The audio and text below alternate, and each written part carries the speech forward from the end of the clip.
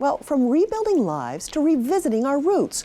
As America approaches its 250th anniversary, we're looking back at how our region helped shape the revolution that started it all. While just about everyone knows the date, July 4th, 1776, there's a good chance you're not aware of a date just 14 months prior, May 20th, 1775. Carolina Impact's Jason Terzis tells us why that date, at least in North Carolina, is just as important.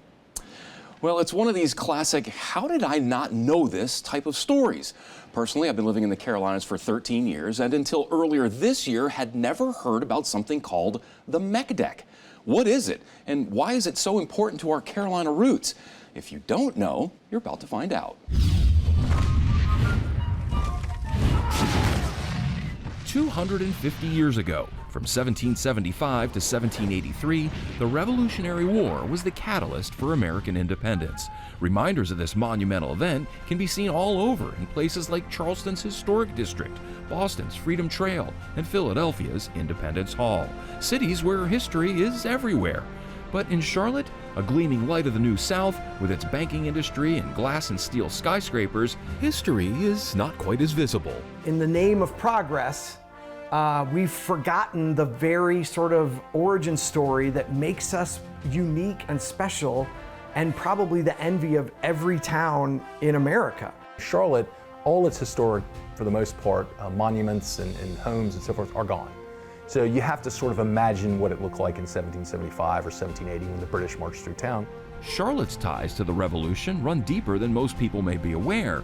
Here, you just have to look around a little bit to find it. And it's hiding in plain sight if you live in Charlotte and Mecklenburg, but so few people have heard of it. This is the cradle of American independence, whether people want to acknowledge that or not. There's Independence Square, where trade meets Tryon in the heart of Uptown.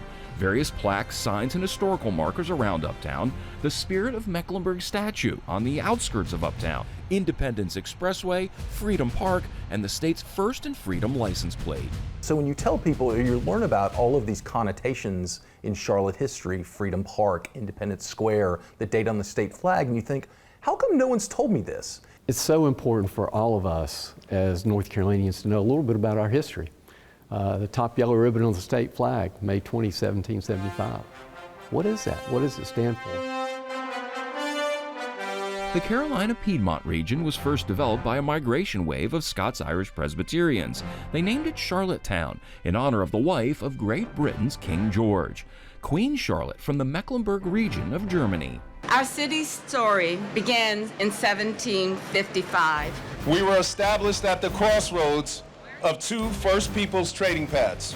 They built a town and named it for a queen, hoping to maintain peace with the king. We were taxed without representation. British soldiers were killing our fellow colonists without cause. Imagine Charlottetown, as it was then, a frontier village, restless with tension and uncertainty. Ordinary people going about their daily lives in the town square, unaware that word of bloodshed between British soldiers and colonial farmers in Massachusetts is about to arrive. And with it, everything changes. On the evening of May 19, 1775, town leaders gathered at the Mecklenburg County Courthouse at the corner of Trade and Tryon. 26 militia leaders, Scotch-Irish Presbyterians, are meeting in the log courthouse in Uptown Charlotte. When those men on the 19th heard from the rider from the north that King George had done the unthinkable, sent his soldiers to kill his citizens, how would they react?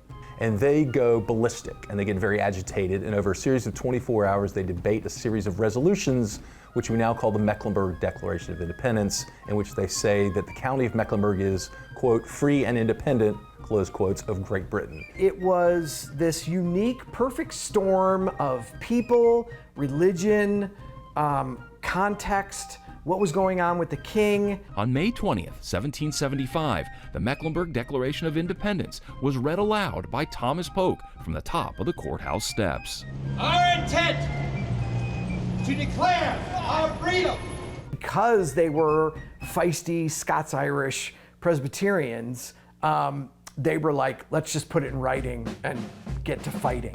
Hey! and hereby absolve ourselves from all allegiance to the British Crown. It is the first formal Declaration of Independence in America.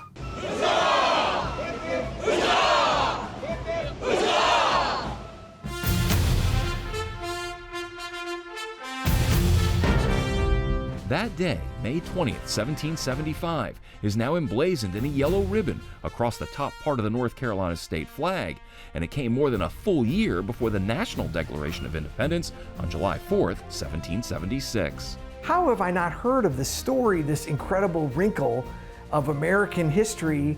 It's just insane. We are free! To North Carolina and freedom! After the Meck Deck was signed, local tavern owner Captain James Jack rode by horseback some 500 miles, delivering it to the Second Continental Congress in Philadelphia. What brought me to Charlotte was my great-great-great-great-grandfather, Captain James Jack. His tavern was one block down Trade Street. He had been born in Lancaster, Pennsylvania, so he knew the way back to Pennsylvania. And he does this, he delivers this Meck Deck, and they say, this is premature, we're debating something called the Olive Branch Petition to avoid a civil war with Great Britain, and they send him home.